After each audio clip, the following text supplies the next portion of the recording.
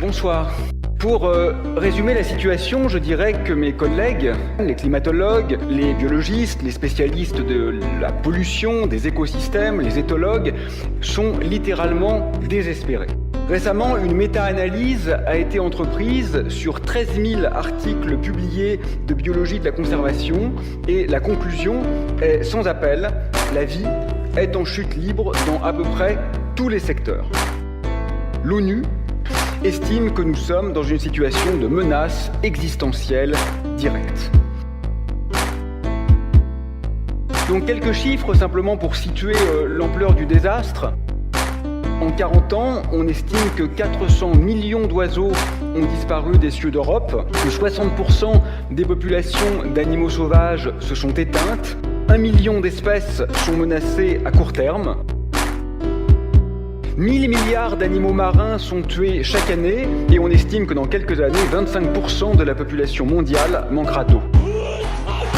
L'ONU estime qu'il y aura entre 200 et 600 millions de réfugiés climatiques à échelle de 30 ans. L'Amérique du Sud a perdu 30% de ses espaces vierges en 2 décennies et l'Afrique, dans le même temps, en a perdu 15%. Chaque année, on perd 80 000 km² de forêt. Il ne reste plus qu'environ 46% des arbres qui existaient avant le début de l'agriculture et les forêts primaires vont, dans la décennie à venir, s'éteindre du Paraguay, du Laos et de la Guinée équatoriale. 91% des déchets ne sont pas recyclés et le taux de recyclage décroît et en parallèle, la pollution ne cesse de croître.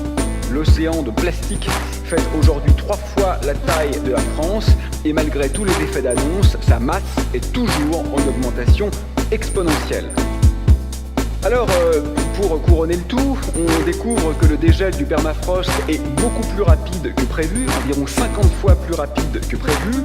Il libère du méthane qui est 20 fois plus nocif que le CO2 du point de vue des effets de gaz à effet de serre.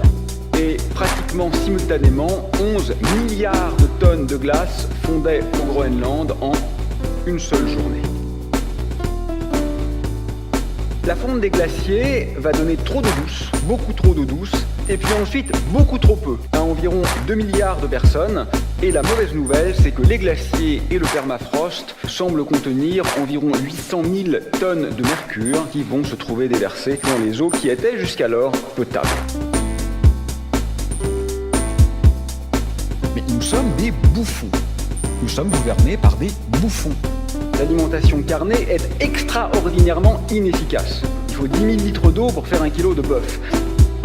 Et en termes d'émissions de gaz à effet de serre, l'industrie de la viande est encore plus polluante que celle des transports.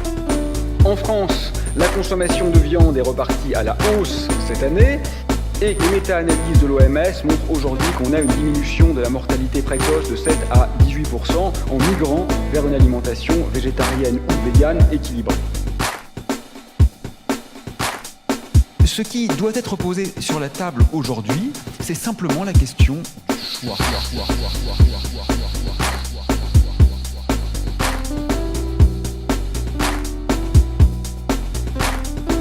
Qu'est-ce qui fait sens? Qu'est-ce que l'on souhaite valoriser?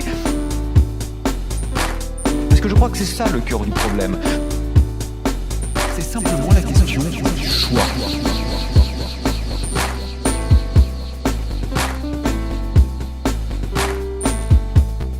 Parce que la vraie question,